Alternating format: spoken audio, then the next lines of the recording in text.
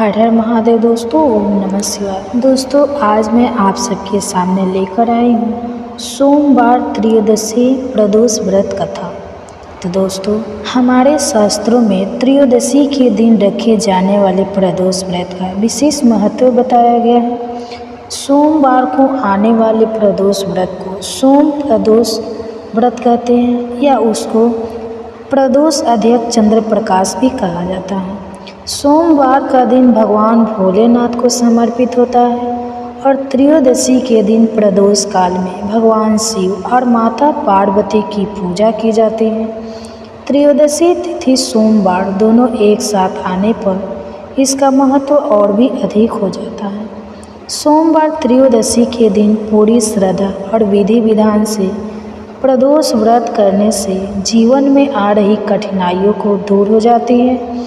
मनुष्य को जीवन में कभी हार का सामना नहीं करना पड़ता और उसकी सभी इच्छाएं पूरी होती हैं। संकट पुराण के अनुसार सूत जी कहते हैं, विदर्भ देश में सबसे रख नाम से प्रसिद्ध एक राजा था। वह धर्म पूर्वक राज्य करते हुए उनका बहुत सा समय पूर्वक बीत गया। एक समय दूसरे देश के राजाओं ने विदर्भ देश पर आक्रमण कर दिया।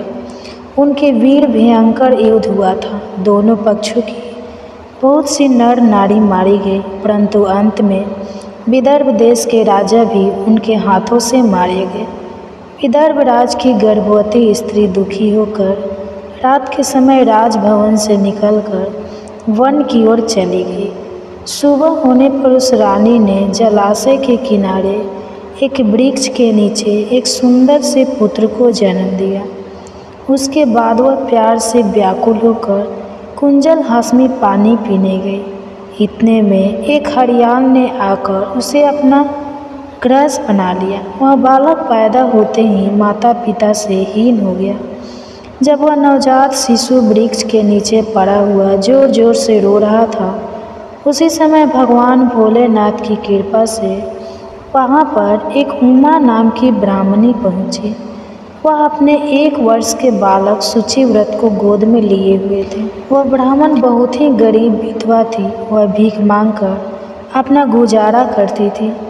उस बालक को रोते हुए उसने मन ही मन सोचा, अरे यह तो बड़ी हैरानी की बात है कि नवजात शिशु जिसकी अभी तक नाल की नहीं काटी गई यहाँ पर पड़ा हुआ है। इसकी माता कहाँ चली गई? जब वह ब्राह्मण सोच में डूबे हुए थे, उसी समय वहाँ से एक सन्यासी जा रहे थे। ऐसे जान पड़ते थे मानो शांत शंकर भगवान हो। उन श्रेष्ठ भिक्षु ने उस स्त्री से कहा कि ब्राह्मणी, तुम इस बालक की रक्षा करो, इससे तुम्हें परम कल्याण की प्राप्ति होगी। इतना कहकर वह दयालु भिक्षु वहाँ से चले गए। उनके जाने के बाद ब्राह्मणों ने उस बालक को लेकर अपने घर की ओर प्रस्थान किया। वह ब्राह्मणी एक चक्र नामक नगर में निवास करती थी। ब्राह्मण बालक का अपने बेटे के समान ही पालन पोषण किया और उसका नाम धर्मगुप्त रखा। वह भिक्षा के अंदर से ही अपने पुत्र और राजकुमार दोनों को पालने लगे। एक दिन वह ब्राह्मण उन दोनों बालकों को लेकर भीख मांगती हुई देव मंदिर में चली गई। उस समय वहाँ पर बहुत सारे मुनि पधारे हुए थे। चांडिल्य मुनि को देखकर ब्राह्मणी ने उन्हें प्रणाम करके पूछा, ब्राह्मण, एक सन्यासी के कहने पर मैं इस बालक को अपने घर ले आई हूँ।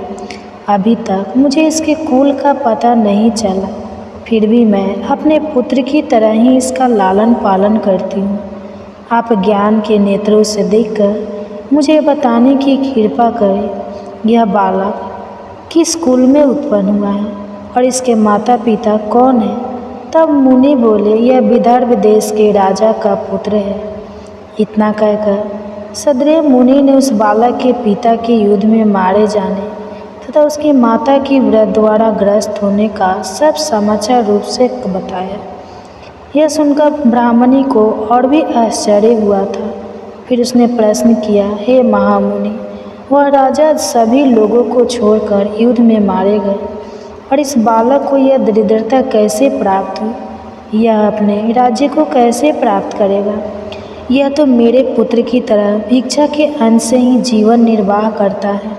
इसके दरिद्रता के निवारण का क्या उपाय है? तब चंडिल्य मुनि बोले, इस राजकुमार के पिता विदर्भराज पूर्व जन्म में पांड्य देश के राजा थे। एक दिन प्रदोष काल में राजा बड़े भक्ति भाव से त्रिलोकीनाथ महादेव जी की आराधना में मधुमेह थे। उसी समय उनके नगर में बड़ा भारी कोलाहल मचा। शोर को सुनकर राजा ने बीच में ही भगवान शंकर की पूजा को तोड़ दिया और राजभवन से बाहर निकल गए। इसी समय राजा का मंत्री शत्रु को पकड़कर उनके समीप ले आया। वह शत्रु पांडे राजा का सामान तथा उसे देखते ही राजा ने क्रोधपूर्वक उसका मस्तक कटवा दिया। शिव पूजा छोड़कर नियम को समाप्त किए बिना ही राजा ने रात में भोजन भी कर लिया। इसी प्रकार राजकुमार भी प्रदोष काल में भगवान शिव की पूजा किए बिना ही भोजन करके सो गया। वही राजा अगले जन्म में विदर्भ राज हुआ। शिव पूजा में विघ्न होने के कारण उसको सुख भोग से बीच में ही मार डाला। पूर्व जन्म में जो उसका पुत्र था, इस जन्म में भी राजा का वही पुत्र भगवान शिव की पूजा का उल्लंघन करने के कारण यह दरिद्रता को प्राप्त हुआ है।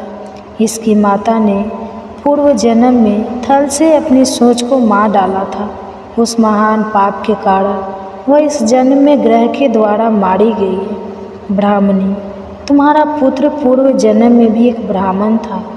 इसने अपना सारा जीवन केवल गांव को लोगों की सेवा में बिताई है। यज्ञ आदि कुएं खुदवाए हैं, इसलिए यह दरिद्रता को प्राप्त हुआ है। उस दोष के निवारण के लिए अब यह भगवान शंकर की शरण में जाएगा। यह दोनों बालक प्रदोष काल के दिन भगवान शंकर का पूजन करते रहे तो वर्ष भर के भीतर ही इनकी दरिद्रता निवारण होगा तथा राजस्व की प्राप्ति होगी। इस प्रकार चंडी मुनि ने अपने मधुर वचनों द्वारा अवशासन देकर चंडिल्य मुनि ने उनके दोनों बालकों के भगवान शंकर की आराधना के मंत्र का उपदेश दिया। उसके बाद ब्राह्मण अपने दोनों बालकों को लेकर वहाँ से चली गई। 4 मास बाद एक दिन ब्राह्मणी के पुत्र नदी में स्नान करने गया। वहाँ उसे धन से भरा हुआ एक खजाना मिला, जिसे लेकर वह अपनी माँ के पास गया। माँ ने इस भरे हुए खजाना को देखकर खुश हो गई और उसने कहा, इसे अपने भाई के साथ आधा आधा बांट लो। मगर धर्मगुप्त ने इस युद्ध में हिस्सेदारी से मना करते हुए कहा, मैं किसी अन्य के भाग्य का भागी नहीं हो सकता। प्रत्येक व्यक्ति स्वयं के कर्म का फल भोगता है। इस प्रकार प्रसन्नतापूर्वक भगवान शंकर की पूजा करते हुए उन दोनों कुमारों का वर्ष व्यतीत हो गया। एक दिन ब्राह्मण का पुत्र राजकुमार वन में श्रवण करने गए। मार्ग में उन्होंने देखा कि गंधर्व कन्याएं आपस में खेल रही थी। ब्राह्मण कुमार वहीं पर रुक गया। राजकुमार से बोला, हम इससे आगे नहीं जाना चाहिए, यह किसी को भी अपनी ओर आकर्षित कर सकते हैं। मगर राजकुमार निडर होकर आगे बढ़ता गया। गंधर्व कन्या राजकुमार धर्मगुप्त को देखा तो उसके प्रति आकर्षित हो गई। उसने अपनी सभी सखियों को नियुक्त किया और राजकुमार के पास आने की प्रतीक्षा करने लगी। उसे अकेला देखकर राजकुमार उसके पास गया और उससे बातचीत शुरू की और उसने सारी बात बता दी। मेरे माता पिता अभी संसार में नहीं और शत्रुओं ने हमारे राज्य पर कब्जा कर लिया है। और कन्या ने भी अपना परिचय देते हुए बताया कि मैं विदवीक नामक गंधर्व की पुत्री हूँ। मेरा नाम अनुमति है और मैं गायन में प्रवीण। उसने यह भी कहा कि मैं आपसे विवाह करना चाहता हूँ। इतना कहकर उसने अपनी मोतियों की माला निकालकर राजकुमार को पहना दी। कब राजकुमार ने पूछा, तुम राजपाट गंवा चुकी राजकुमार के साथ कैसे रह पाओगी और अपने माता पिता की अनुमति के बिना तुम मेरे साथ कैसे आ सकती हो? इस पर अनुमति बोले, चाहे तो क्या मैं वही करूँगी जो मैं चाहती हूँ। तुम 2 दिन बाद प्रातःकाल मुझसे मिलना। इतना कहकर वहाँ से चली गई। राजकुमार ने वापस आकर ब्राह्मणी को और उसके पुत्र को सारी बात बताई। वह दोनों बहुत खुश हुए। राजकुमार उसी वन में गया। उसने देखा कि अनुमति अपने पिता के साथ उसकी प्रतीक्षा कर रही है। गंधर्व राज ने राजकुमार से कहा, मैं कैलाशपुरी गया था। वहाँ शिव भगवान माता पार्वती ने मुझे बुलाकर कहा कि धर्म को नामक राजकुमार राज्य से होकर आ जा और राज पुनः प्राप्त करने में उसकी सहायता करो।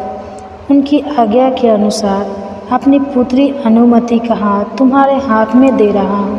प्राप्त करने में तुम्हारी सहायता करूँगा। इस पर कृष्ण पक्ष की त्रयोदशी तिथि प्रारंभ होगी 29 सितंबर रविवार को दोपहर 4:04 से और समाप्त होगी 30 सितंबर सोमवार को शाम 7:06 पर। क्योंकि त्रयोदशी तिथि 2 दिन तक है, तो ऐसे में आपके मन में यह प्रश्न जरूर होगा कि व्रत किस दिन रखना ज़्यादा सही रहेगा। तो भगवान शिव के भक्तों के लिए इस बार बहुत ही प्रसन्नता का अवसर है, क्योंकि इस बार प्रदोष व्रत 2 दिन रखा जाएगा, रविवार और सोमवार के दिन। रविवार के दिन यानी 29 सितंबर को रवि प्रदोष व्रत रहेगा। यदि आप चाहें तो इस दिन व्रत रख सकते हैं, और यदि आप किसी कारण से इस दिन व्रत नहीं रख पाते हैं तो आप 30 सितंबर सोमवार को, जो कि सोम प्रदोष व्रत रहेगा, इस दिन भी व्रत रख सकते हैं। और यदि आपने भगवान शिव के प्रति बहुत अधिक भक्ति है और आप चाहते हैं कि आपको भगवान शिव की कृपा बहुत जल्दी मिले, तो आप दोनों ही तिथियों में व्रत रख सकते हैं, यानी रविवार और सोमवार के दिन। आपको आगे इस वीडियो में रविवार और सोमवार के दिन के प्रदोष काल के समय के बारे में भी बताएंगे। पहले जानिए रविवार के दिन रहने वाले शुभ मुहूर्त के बारे में।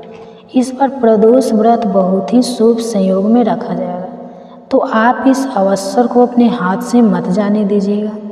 अगर आपकी कोई खास कामना है तो आप इस दिन व्रत रखकर प्रदोष काल में भगवान शिव का पूजन जरूर कीजिएगा।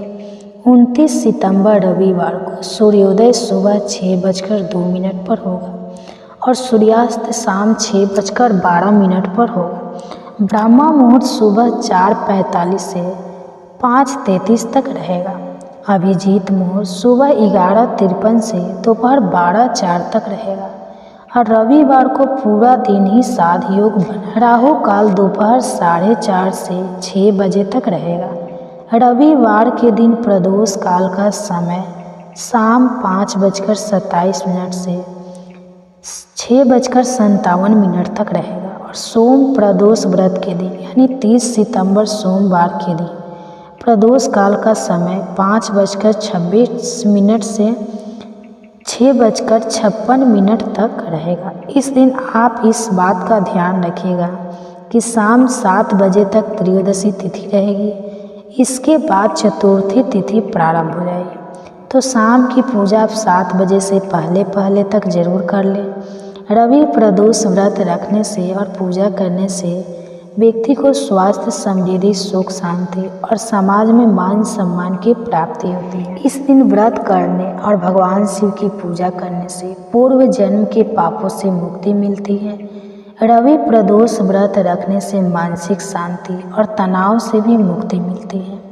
प्रदोष व्रत के दिन सुबह जल्दी उठकर स्नान करके शुद्ध वस्त्र धारण करें और फिर मंदिर को साफ करें। गंगा जल छिड़के एक चौकी की स्थापना करें। पूजा के लिए आपको धूप, दीप, चंदन, मौसमी फल, दूध से बनी मिठाई, जल का कलश, बेलपत्र, भांग धतूरा, समी के पत्ते और माता पार्वती को चढ़ाने के लिए श्रृंगार की आवश्यकता होगी। इस दिन वैसे तो मिट्टी के शिवलिंग बनाकर पूजा करनी चाहिए और अगले दिन विसर्जन कर देना चाहिए। अगर संभव हो तो घर में एक शिवलिंग स्थापित करें। अगर आपके पास शिवलिंग नहीं है तो मिट्टी से या बालू और रेत से आप शिवलिंग बनाकर उनकी पूजा कर सकते हैं। और अगर ऐसा करना संभव ना हो तो आसपास के मंदिर में जाकर पूजा करना और भी शुभ रहता है। पूजा करते में सबसे पहले दीप जलाकर शिवलिंग का पंचामृत से, जिसमें दूध, दही, घी, शहद और शक्कर मिली हो, उसे स्नान कराएं। इसके बाद एक बार फिर से साफ जल से स्नान कराकर शिवलिंग को सजाएं। शिवलिंग पर चंदन का तिलक लगाए, त्रिपुंड लगाए, शिवलिंग पर बेलपत्र, पुष्प और चंदन अर्पित करें। ओम नमः शिवाय मंत्र का जाप करें। इसके अलावा महामृत्युंजय मंत्र का और सूर्य देवता के मंत्र का जाप करें, क्योंकि यह दिन सूर्य देवता को भी समर्पित होता है। हाथ में पुष्प लेकर कथा पढ़ें या पढ़वाए। भगवान शिव के फलों और मिठाइयों का भोग अर्पित करें। उस भोग को प्रसाद रूप में सभी लोगों में बांटना चाहिए। सबसे अंत में आरती करें। दीप लेकर शिवलिंग के चारों ओर घुमाकर आरती करें और ओम नमः शिवाय ओम का जाप करें। सबसे अंत में अपने परिवार और अपने देश की भलाई के लिए, सुख समृद्धि और सभी के स्वास्थ्य के लिए कामना करनी चाहिए। इस दिन उपवास रखने वाले भक्तों को नमक का सेवन नहीं करना चाहिए। केवल फल या दूध का सेवन आप कर सकते हैं, और यदि बहुत अधिक आवश्यकता हो तो आप सीधा नमक से बने भोजन का एक समय फलाहार कर सकते हैं। भगवान शिव की कृपा पाने के लिए इस दिन सच्चे मन से पूजा करें और अपने मन को भगवान शिव के प्रति समर्पित करें। यह थी आज की वीडियो। इस दिन हमारे चैनल पर कथा भी सुनाई जाएगी, आप कथा भी जरूर सुनिए। भक्तों की सभी इच्छाओं को इस दिन अवश्य पूरा करते हैं और धन सुख समृद्धि का आशीर्वाद से ही प्रदान करते हैं। आपसे प्रार्थना है कि यह प्रदोष व्रत कथा आप अंत तक अवश्य सुने, क्योंकि अधूरी कथा सुनने से पाप लगता है। और यह कथा शुरू होने से पहले हमारे चैनल को सब्सक्राइब करके एक बार कमेंट्स में दिल से हर हर महादेव अवश्य लिखें। भगवान शिव शंकर और माता पार्वती प्रीत पक्ष में आने वाले इस प्रदोष व्रत की कथा को रवि प्रदोष के दिन सुन रहे सभी भक्तों पर अपनी विशेष कृपा बरसाए। तो आइए अब शुरू करते हैं आश्विन मास के रवि प्रदोष व्रत की कथा, 2024 की व्रत कथा। तो दोस्तों, हर माह की त्रयोदशी तिथि पर शिव जी के निमित्त प्रदोष व्रत किया जाता है। ऐसा माना जाता है कि श्रद्धापूर्वक इस व्रत को करने से मनुष्य के जीवन के सभी कष्ट दूर हो सकते हैं। इस दिन भगवान भोलेनाथ की पूजा करने से भगवान शिव बहुत जल्दी आपसे प्रसन्न हो जाते हैं और बहुत जल्दी उस मनुष्य की इच्छाओं को पूरा करते हैं। प्रदोष व्रत को शिव जी की कृपा प्राप्ति के लिए एक उत्तम तिथि माना जाता है। यह व्रत भगवान शिव और सूर्य देव को समर्पित है। रवि प्रदोष व्रत के दिन भगवान शिव की उपासना के साथ साथ सूर्य देव की उपासना करने से भी मनुष्य को शुभ परिणाम मिलते हैं। शिव पुराण और संकट पुराण के अनुसार इस दिन उपवास रखने से व्यक्ति रोग और दोष आदि से मुक्त रहता है, साथ ही उसे धन संपदा की भी प्राप्ति होती है। रवि प्रदोष व्रत की कथा के अनुसार एक बार परम पावन भागीरथी नदी के तट पर मनुष्यों के कल्याण की इच्छा से ऋषि मुनियों की एक संगत हुई, जिसमें वेद व्यास जी के शिष्य वेद पुराणों के महाज्ञानी श्री सूत जी महाराज श्री हरि विष्णु के नामों का कीर्तन करते हुए पधारते हैं। उन्हें आता हुआ देखकर सुनकांदी 88,000 ऋषि मुनियों ने खड़े होकर श्री सूत जी महाराज को दंडवत प्रणाम किया और उनकी पूजा की।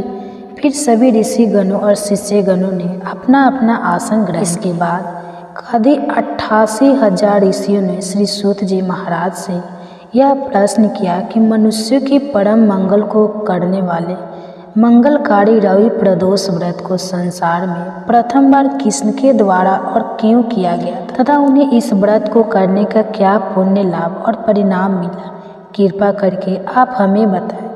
तब श्री सूत जी महाराज बोले कि हे ऋषियों, आप सभी भगवान शिव शंकर के महान भक्त हैं। उसकी भगवान महादेव के प्रति भक्ति और निष्ठा के कारण आज मैं आप सबसे रवि प्रदोष व्रत को करने वाले मनुष्यों की कथा कहता हूँ। आप सभी इस कथा को ध्यानपूर्वक सुने, जिसे सुनने मात्र से पाप नष्ट होते हैं और असीम पुण्य की प्राप्ति करके मनुष्य भगवान शिव का प्रिय बनता है। एक ग्राम में अति धन ब्राह्मण निवास करता था। उसकी साध्वी स्त्री प्रदोष व्रत किया करती थी। उसे एक ही पुत्र रत्न था। एक समय की बात है, वह पुत्र गंगा स्नान करने के लिए गया। दुर्भाग्यवश मार्ग में चोरों ने उसे घेर लिया और वह कहने लगे कि हम तुम्हारा अंत नहीं करेंगे, तुम अपने पिता के गुप्त धन के बारे में हमें बतला दो। तब बालक दीन भाव से कहने लगा कि बंधुओं, हम अत्यंत दुखी दीन हैं, हमारे पास धन कहाँ से है। तब चोरों ने कहा कि तेरी इस पोटली में क्या बंधा है। तो बालक ने निसंकोच कहा कि मेरी माँ ने मेरे लिए कुछ रोटियां दी है। यह सुनकर चोरों ने अपने साथियों से कहा कि साथियों, यह बहुत ही दीन दुखी मनुष्य है, अतः हम किसी और को लूटेंगे। इतना कहकर चोरों ने उस बालक को जाने दिया। बालक वहाँ से चलते हुए एक नगर में पहुँचा। नगर के पास उसे एक बरगद का पेड़ मिला। वह बालक उसी बरगद के वृक्ष की छाया में सो गया। उसी समय उस नगर के सिपाही अपने राजा के आदेश पर चोरों की खोज में उसी बरगद के वृक्ष के पास पहुँचे और बालक को ही चोर समझकर बंदी बनाकर राजा के पास ले गए। राजा ने भी बिना जांच के उस बालक को कारागार में डालने का आदेश दे दिया। दूसरी ओर जब ब्राह्मणी का लड़का समय से घर नहीं लौटा तब उसे अपने पुत्र की बड़ी चिंता हुई। अगले ही दिन प्रदोष व्रत था। ब्राह्मणी ने प्रदोष व्रत किया और भगवान शिव शंकर से मन ही मन अपने पुत्र की कुशलता की प्रार्थना करने लगी। भगवान शंकर ने उस ब्राह्मणी की प्रार्थना को तुरंत स्वीकार कर लिया। उसी रात भगवान शंकर ने उस राजा को सपने में आदेश दिया कि वह बालक चोर नहीं है, उसे प्रातः काल ही छोड़ दो, अन्यथा तुम्हारा सारा राज्य और वैभव मेरे क्रोध से नष्ट हो जाएगा। अगले दिन प्रातः काल राजा ने शिव जी की आज्ञा के अनुसार उस बालक को कारागार से मुक्त करवा दिया। तब बालक ने अपनी सारी सच्ची कहानी राजा को सुनाई। बालक के मुख से सारा सत्य वृतांत सुनकर राजा ने अपने सिपाहियों के साथ उस बालक के घर को उसे भेज दिया और उसके माता पिता को राजा दरबार में बुलाकर उसके माता पिता बहुत ही भयभीत थे। राजा ने उन्हें भयभीत देखकर कहा कि आप दोनों भयभीत ना हो, आपका बालक तो निर्दोष है। फिर राजा ने उस बालक के पिता ब्राह्मण को 5 गाय दान में दिए, जिससे कि वह सुखपूर्वक अपना जीवन व्यतीत कर सके। इस तरह वह ब्राह्मण, ब्राह्मणी और उनका पुत्र आनंद से रहने लगे। शिव जी की दया से, उनकी कृपा से उनकी दरिद्रता और सारे दुख और कष्ट दूर हो गए। अतः जो भी मनुष्य इस रवि प्रदोष व्रत को करता है वह भगवान शिव शंकर की खास कृपा का पात्र बन जाता है और भगवान भोलेनाथ की कृपा से सुखपूर्वक और निरोगी होकर अपना पूर्व जीवन सुख से व्यतीत करता है।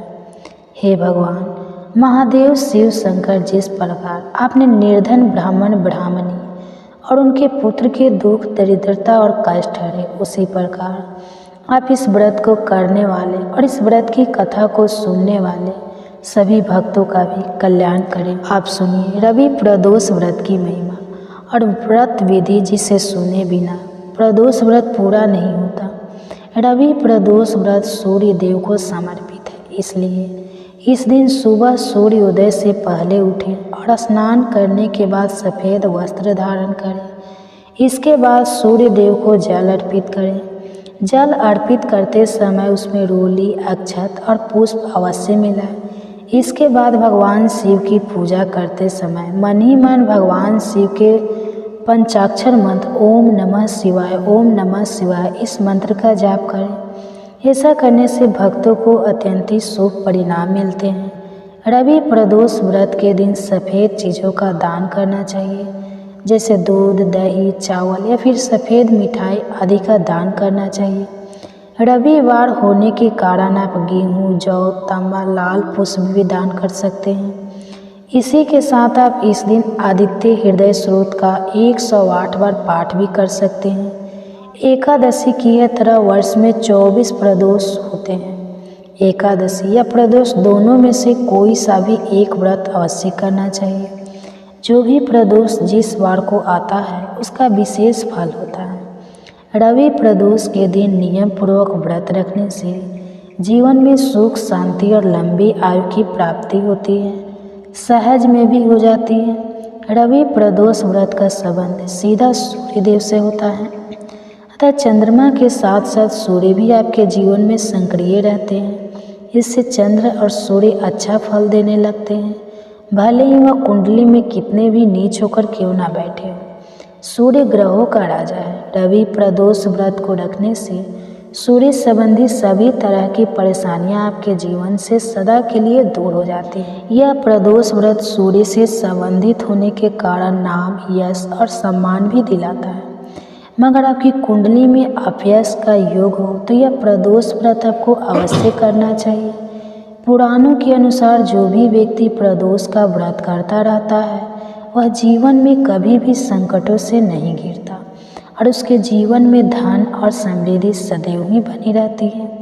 रवि प्रदोष व्रत, सोम प्रदोष और शनि प्रदोष के व्रत को पूर्ण करने से अति शीघ्र कार्य सिद्धि होकर मनुष्य को अभीष्ट फल की प्राप्ति हो जाती है। स्वयं कार्य सिद्धि हेतु शास्त्रों में कहा गया है कि यदि कोई भी 11 अथवा 1 वर्ष के समस्त त्रयोदशी के व्रतों को करता है तो उसकी समस्त मनोकामनाएं अवश्य और शीघ्रता से पूर्ण हो जाती हैं।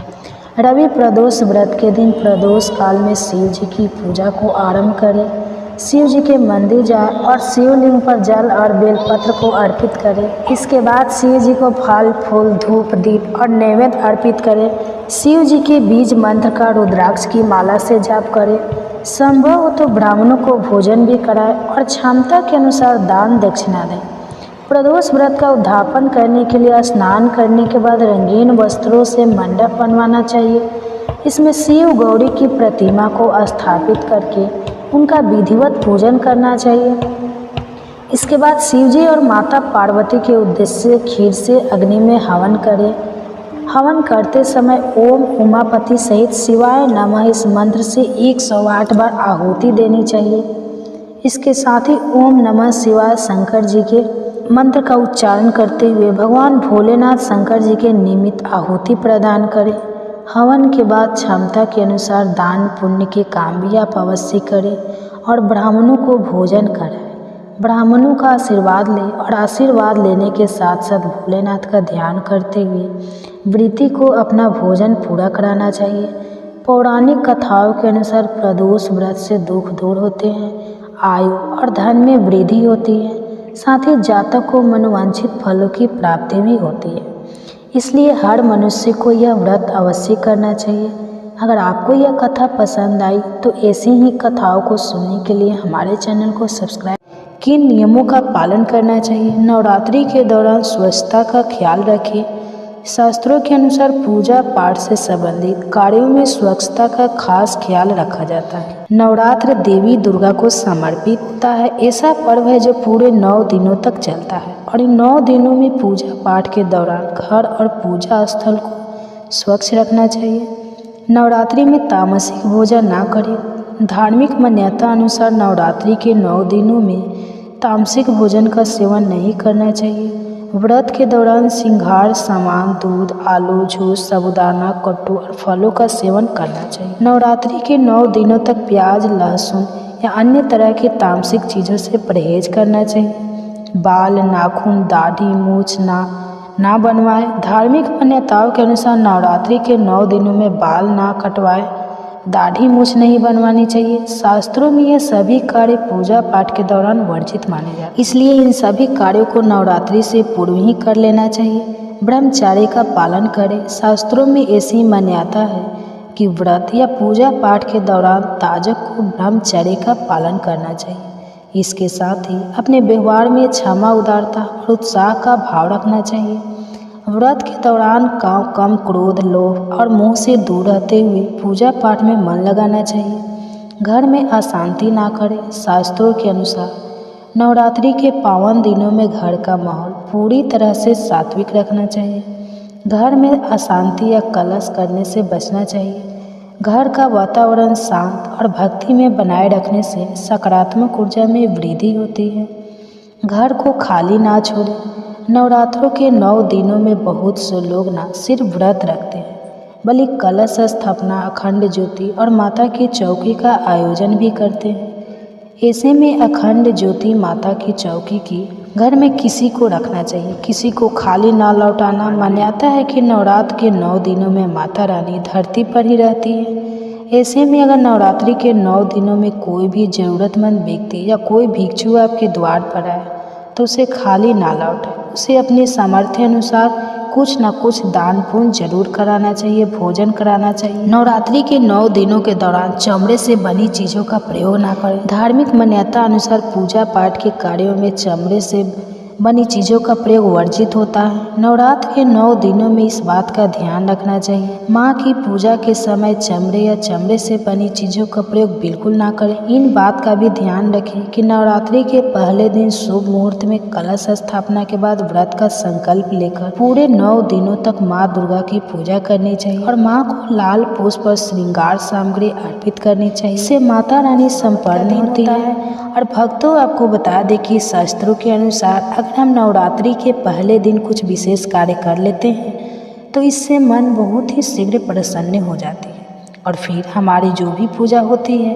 प्रार्थना होती है, माँ उसे बहुत शीघ्र स्वीकार करती है और हमारे जीवन में आने वाले समस्त बाधाओं को दूर करती है, समस्त कामनाओं को पूर्ण करती है। तो आज की वीडियो में हम आपसे बात करने वाला हूँ कि नवरात्रि के पहले दिन हमेशा क्या करें जिससे कि भक्तों माता रानी की कृपा हमें बहुत शीघ्र मिल जाए और हमारे जीवन में सुख, समृद्धि, धन, वैभव की प्राप्ति हो, संतान की प्राप्ति हो, या फिर अगर किसी भी विशेष कामना से अपनी माँ की पूजा आराधना कर रहे हैं, कोई भी आपकी ऐसी कामना है जो चाहते हैं कि माँ शीघ्र ही पूर्ण कर दे, तो नवरात्रि के दिन माँ को शीघ्र प्रसन्न करने के लिए आपको इन 9 बातों का ध्यान जरूर रखना चाहिए। तो भक्तों, आपसे निवेदन है कि वीडियो को पूरा जरूर देख लीजिए और अगर आपको आज की वीडियो अच्छी लगे तो लाइक भी कीजिए, शेयर भी कीजिए फैमिली फ्रेंड के साथ। और चैनल पर पहली बार आए हैं, अगर अभी तक हमारे चैनल प्राचीन ज्ञान को सब्सक्राइब करके बेल आइकन को जरूर प्रेस कर लीजिए। इससे यह होगा कि इस तरह की सभी वीडियो को नोटिफिकेशन आपको सही समय पर प्राप्त हो जाएगा। अब भक्तों, बात करें कि नवरात्रि के पहले दिन हमें पहला कार्य करना चाहिए कि घर की छत पर आज हमें झंडा जरूर लगाना चाहिए। झंडा मतलब ध्वजा, लाल रंग का त्रिकोण झंडा होता है और उसके ऊपर बना हुआ हो, जय माता दी लिखा हुआ हो। यह मार्केट में बहुत आसानी से मिल जाते हैं, नहीं तो आप घर पर भी स्वयं से बना सकते हैं। तो एक झंडा त्रिकोण आप लेकर माँ को पहले उनसे चरणों में अर्पित कीजिए। जब पूजा कर रहे हैं सुबह, तो उसके बाद पूजा के बाद वह झंडा अपने घर की छत पर लगा दीजिए। इस झंडे को घर के ईशान कोण में यानी कि उत्तर पूर्व के कोने पर, अगर वहाँ पर जगह ना हो तो आप उत्तर दिशा में इस झंडे को लगा सकते हैं। जहाँ भी आप ये ध्वजा लगाते हैं उसके साथ आप ध्यान रखिए कि आप वहाँ पर एक दीपक जरूर प्रज्वलित करें, क्योंकि दोस्तों शारदीय नवरात्रि माता रानी का एक पावन पर्व है और झंडा लगाते समय इससे क्या होगा, इससे यश की वृद्धि होती है।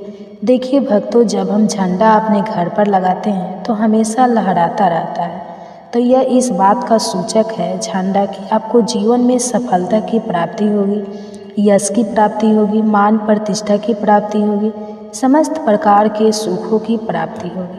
मान सम्मान, यश, प्रतिष्ठा, धन की वृद्धि, सुख, समृद्धि, सभी प्रकार की जो चीज़ें हैं वह प्राप्त हो जाती है। दोस्तों, ऐसे लहराता हुआ झंडा आपके घर पर शुद्धता की सूचना है। इसलिए 3 अक्टूबर 2024 गुरुवार को नवरात्रि के पहले दिन आपको अपने घर के ईशान कोण में एक लाल रंग का झंडा जरूर लगाना चाहिए।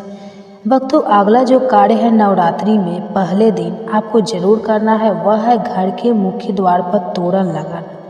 तोरण क्या होता है? देखिए, आम के पत्ते लीजिए। जब हम 5 पल्लव लिए भी आम का पत्ता लेते हैं, वही आम का पत्ता चाहिए हमें और थोड़ा सा अधिक मात्रा में आप लेकर आइए। उसे साफ धो लीजिए। धोने के बाद उस पत्ते के ऊपर आपको श्री लिखना है। पत्ते पर आपसे में लिखिए और जितना भी बड़ा आपका मुख्य द्वार हो उसके अनुसार एक धागा लेकर, और लाल धागा ले सकते हैं, पीला धागा ले सकते हैं। इस प्रकार से किसी भी रंग का धागा लेकर आप इन सभी पत्तों को एक माला के स्वरूप में बना लीजिए और उसके बाद यह अपने घर के मुख्य द्वार पर लगा दीजिए।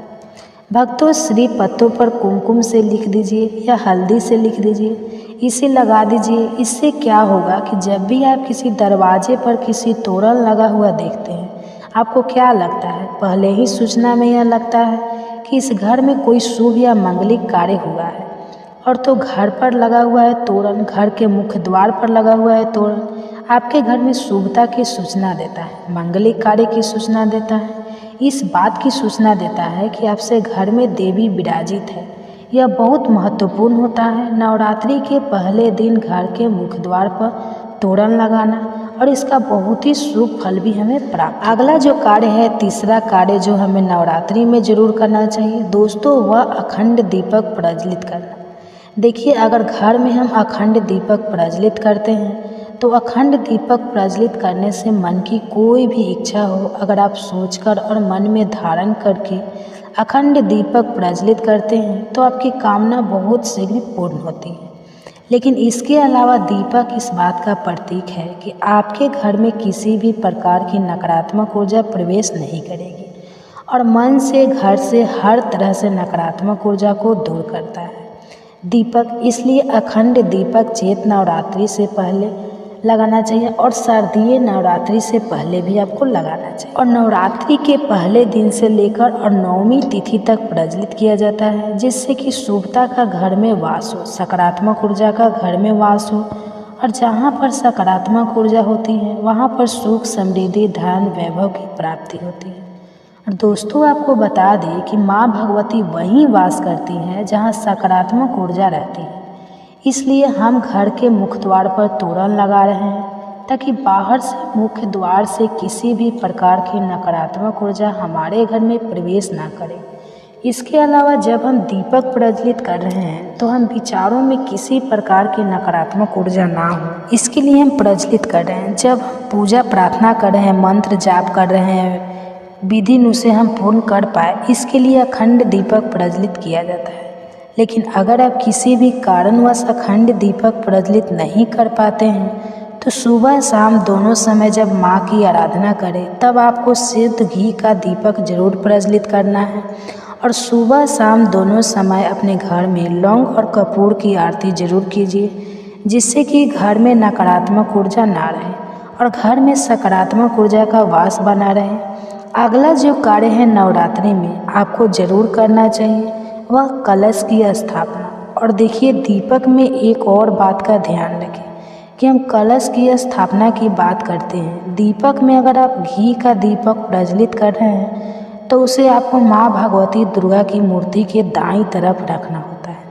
और अगर आप तेल का दीपक प्रज्वलित करते हैं तो माँ भगवती दुर्गा के बाईं तरफ आपको तिल के तेल का दीपक रखना चाहिए। तो इस प्रकार से दीपक का आप ध्यान रखिए। जब भी आप तेल या फिर घी का दीपक प्रज्वलित करते हैं तो उसे सही दिशा में, सही स्थान पर रखना चाहिए। और अगला जो कार्य है घट स्थापना करना, यानी कलश की स्थापना करना। तीखी कलश की स्थापना जब हम करते हैं नवरात्रि में, कलश में हम सभी देवी देवताओं का आवाह करते हैं। सभी देवी देवताओं का पूजन माँ भगवती के साथ ही हम प्रतिदिन करते हैं। इस प्रकार से जब 9 दिनों तक लगातार हम समस्त देवी देवताओं का पूजन करते हैं, घर में आह्वान करके विधि विधान से विशेष रूप से हम उनकी आराधना करते हैं। क्योंकि जब हम माँ का पूजन करते हैं, पहले हम कलश का पूजन करते हैं, धूप दीप नैवेद्य चीज़ें हम माँ को अर्पित करते हैं विधि विधान से, और उसके साथ ही कलश को भी हम इसी प्रकार से अर्पित करते हैं। तो सभी देवी देवताओं की विशेष पूजा हम 9 दिनों तक कर रहे हैं। तो हमारे जीवन में किसी भी प्रकार की कोई बाधा दूर होती है और कोई भी हमारी विशेष काम ना हो तो अवश्य पूर्ण होती है। तो कलश की स्थापना हमें ज़रूर करनी चाहिए। अगर संभव हो तो नवरात्रि के प्रथम दिन जो अगला जरूरी काम हमें करना है वह है जवारे होना, यानी कि सप्त धान्य बोना, जो कि हम मिट्टी में थोड़े से जौ बोते हैं जो कि हरे हो जाते हैं। बहुत सी ऐसी जौ अंकुरित हो जाते हैं और ये शीघ्र ही अंकुरित तब होते हैं जब हमारे घर में अन्न होते हैं। तो ये इस बात की सूचना देते हैं कि हमारे घर में सुख समृद्धि आने वाली है, हमारे घर में माँ भगवती विराजित हो चुकी है और घर में सुख समृद्धि धन वैभव सभी प्रकार की जो शुभता है उसका आशीर्वाद हमेशा दे रही है। तो घर में अगर आप जब होते हैं, सप्त धान्य बोते हैं तो बहुत ही श्रेष्ठ माना जाता है। तो भक्तों, नवरात्रि के प्रथम दिन हमें जरूर यह करना चाहिए। और अगला जो शुभ कार्य है जो नवरात्रि के प्रथम दिन आपको जरूर करना चाहिए, वैसे तो बहुत से भक्त नवरात्रि के पूरे 9 दिनों तक व्रत धारण करते हैं, बहुत से भक्त जल पीकर या फिर फलाहार के द्वारा इस व्रत को धारण करते हैं। लेकिन अगर आप पूरे नवरात्रि व्रत धारण नहीं करते हैं तो नवरात्रि के प्रथम दिन आपको व्रत धारण जरूर करना चाहिए। नवरात्रि के प्रथम दिन और अंतिम दिन यानी नवमी तिथि पर या अष्टमी तिथि पर आपको व्रत जरूर करना चाहिए।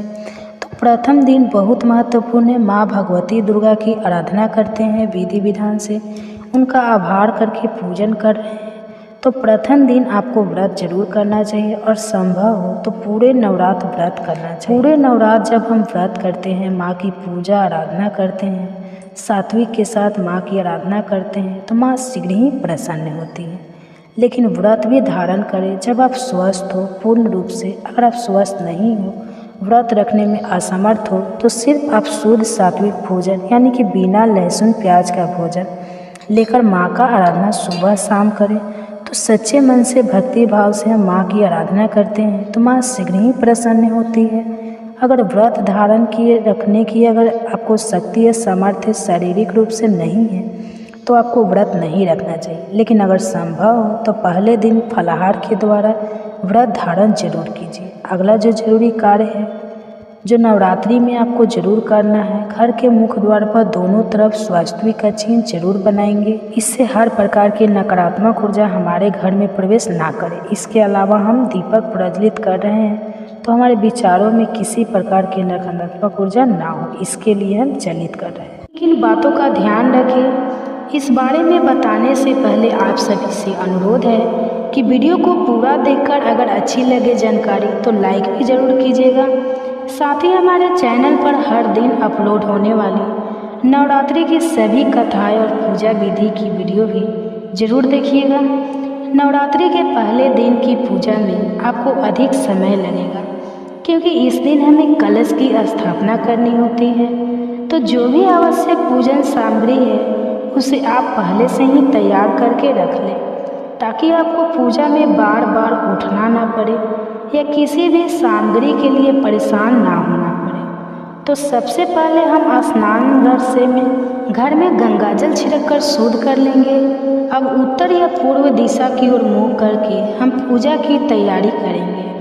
पूजा करने के लिए एक चौकी की स्थापना करनी होती है। जहाँ पर आप चौकी रख रहे हैं उस जगह को आप गंगाजल छिड़ककर शुद्ध कर लें। गाय के गोबर से लीप सकते हैं या गेरू आदि से भी वहाँ पर गेरुआ लगाकर आप सुंदर रंगोली बना सकते हैं, सुंदर मंडप सजा सकते हैं और फिर वहाँ पर चौकी के ऊपर लाल या पीला वस्त्र बिछाएं। और आज के दिन जो कलश की स्थापना की जाती है उसके लिए तांबे या किसी भी धातु का या मिट्टी का लोटा, मिट्टी का कलश इस्तेमाल कर सकते हैं। यदि आप मिट्टी से कोई भी पात्र यूज कर रहे हैं जैसे कि मिट्टी का कलश, मिट्टी का दीपक, तो अंतिम दिन मिट्टी वाली जो भी चीज़ें हैं, जो सामग्री है, उनका विसर्जन जरूर कर देना चाहिए।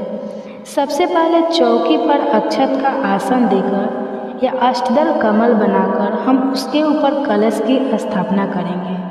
तो जिस भी कलश की स्थापना आप करने वाले हैं उसके कंठ पर आप मौली यानी कलावा 3 बार लपेट लें। कलश के ऊपर स्वास्तिक बना लें या 16 बिंदियाँ आप टीके की, सिंदूर की भी लगा सकते हैं, रोली की लगा सकते हैं। अब जो आसन आपने कलश के लिए लगाया है उस आसन पर उस लोटे को रखकर, कलश को रखकर आप उसमें शुद्ध जल भरें। जल भरते समय गंगा, यमुना सहित सभी पवित्र नदियों का स्मरण करें और उसमें शुद्ध जल, गंगा जल मिलाकर डालें। अक्षत, हल्दी की गांठ, एक सिक्का, लौंग का जोड़ा, इलायची आपको कलश के अंदर डालनी है। कलश के ऊपर रखने के लिए आम, अशोक के पत्ते या अगर यह ना मिले तो आप पान के पत्ते भी रख सकते हैं।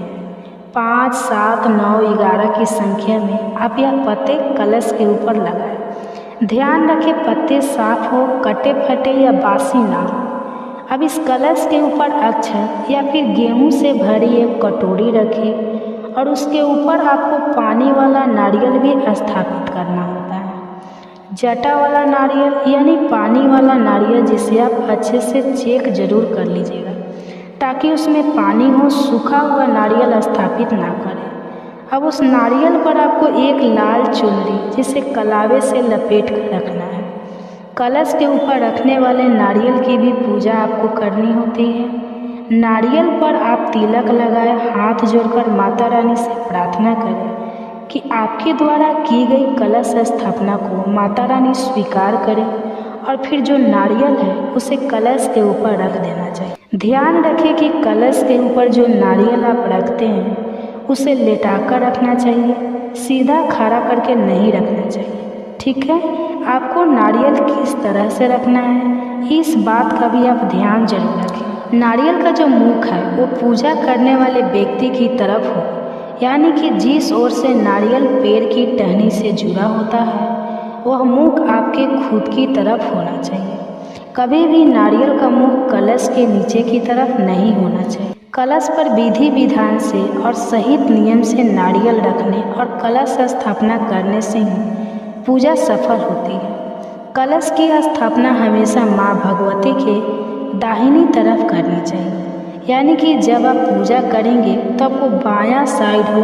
कलश की स्थापना करने के बाद हम हाथ जोड़कर कलश में वास करने वाले सभी देवी देवताओं, सभी पवित्र नदियों को प्रणाम करेंगे। अब क्योंकि बिना गणेश भगवान की पूजा से कोई भी पूजा सफल नहीं, तो सबसे पहले गणेश भगवान की पूजा की जाती है।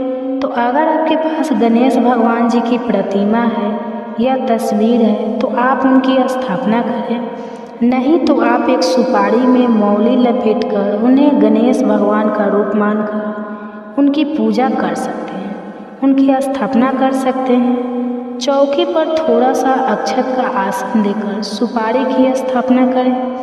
अब माता दुर्गा की जो भी प्रतिमा या तस्वीर आपके पास है तो आप उनकी स्थापना करें। माता की जो भी प्रतिमा तस्वीर है उन्हें खाली डायरेक्ट चौकी पर नहीं रखनी चाहिए। आप थोड़े पुष्प का या फिर अक्षत का आसन देकर ही मूर्ति विराजित करें।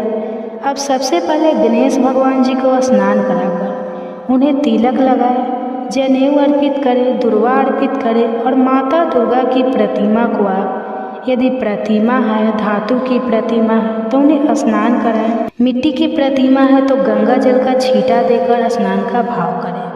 फिर माता रानी को तिलक लगाए, श्रृंगार की सामग्री अर्पित करें, पुष्पों से श्रृंगार करें। माता रानी को मौसमी पुष्प अर्पित करें। सुहाग के सामग्री में आप लाल चुनरी, सिंदूर या फिर बिछी चूड़ी, बिंदी, जो भी आप श्रृंगार की सामग्री अर्पित करना चाहते हैं माता रानी को प्रेम से अर्पित करें। कहते हैं कि नवरात्रि की पूजा में हम 9 दिन तक पूजा करते हैं, तो सभी 9 ग्रहों का भी पूजन किया जाना चाहिए, जिससे कि कुंडली में अगर किसी भी ग्रह से कोई अशुभ प्रभाव हो रहा हो, कोई ग्रह की पीड़ा प्राप्त हो रही हो, तो वह पीड़ा दूर हो जाती है या बहुत हद तक शांत हो जाती है। तो ऐसे में आपको 9 ग्रहों की स्थापना करनी चाहिए।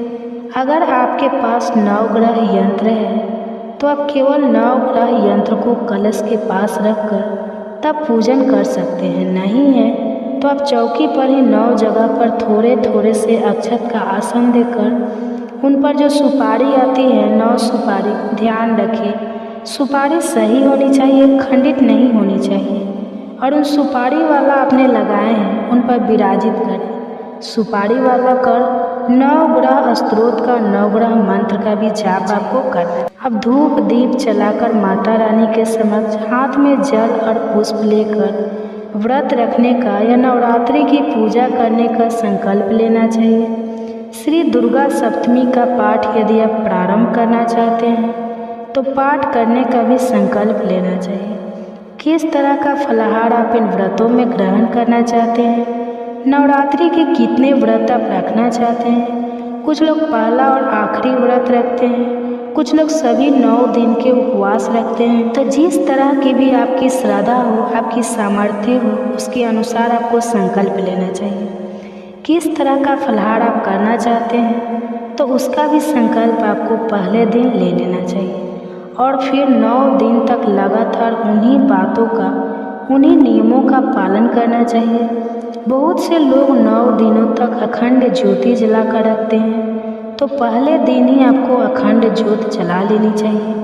अखंड ज्योत यदि आप 9 दिन तक ना जला पाए और 24 घंटे तक ही जलाने का आपका मन है, आपकी श्रद्धा है तो आप केवल 24 घंटे जलाने का भी संकल्प ले सकते हैं। और इस प्रकार से आप पहले दिन की पूजा शुरू कर सकते हैं। पहले दिन की पूजा में थोड़ा समय ज़्यादा लगता है, तो ध्यान रखें कि आपको जो भी ज़रूरी काम है वो पहले से निपटा कर रख लेना चाहिए, ताकि आपकी पूजा में आपका मन बार बार बेचैन ना हो या आपको किसी बात की कोई जल्दी ना हो। जल्दबाजी में की गई पूजा हमेशा असफल रहती है। अब आपने अगर अखंड ज्योत जलाकर रखी है तो ध्यान रखें उस दीपक को आपको हिलाना नहीं है। जिस जगह पर आपने एक बार स्थापित कर दिया उसी जगह पर आपको रखे रहना है। और जो आरती आप करते हैं उसके लिए आपको अलग से एक दिया जलाना चाहिए या कपूर जलाकर आप आरती कर सकते हैं। बिना कथा के व्रत अधूरा माना जाता है। अगर आप व्रत नहीं भी रख रहे हैं तभी आपको माता भागवती के सभी 9 रूपों की कथाएं हर दिन सुननी चाहिए। अब माँ शैलपुत्री के मंत्रों का जाप करके माता शैलपुत्री की कथा का श्रवण करने के बाद कपूर जलाकर आरती करनी चाहिए और हमेशा भोग आरती करने के बाद लगाना चाहिए। वैसे तो नवरात्रि के पूरे 9 दिन तक माँ भगवती को अलग अलग भोग लगाया जाता है। अगर आपको इस बात की जानकारी ना हो या आपके पास ऐसी सामग्री ना हो किसी कारण से, तो आप हर दिन लौंग, इलायची और पान का भोग और दूध या दूध से बनी मिठाई का भोग भी या मिश्री का भोग भी माता रानी को अर्पित कर सकते हैं। मन में यदि श्रद्धा हो तो माता रानी हर अभाव को स्वीकार करके जो भी आपने उन्हें प्रेम से अर्पित किया है उसे स्वीकार कर लेती है। इसके लिए आपको नवरात्रि के हर दिन, यदि आपके पास छोटा हवन कुंड है तो हवन कुंड में नहीं तो आप मिट्टी का एक बड़ा सा दिया ले सकते हैं। उसमें अग्यारी करनी चाहिए। अग्यारी करने के लिए गाय के गोबर का उपला आपको चाहिए। रोज थोड़ा थोड़ा सा छोटा सा उपला तोड़कर उसे आप अच्छे से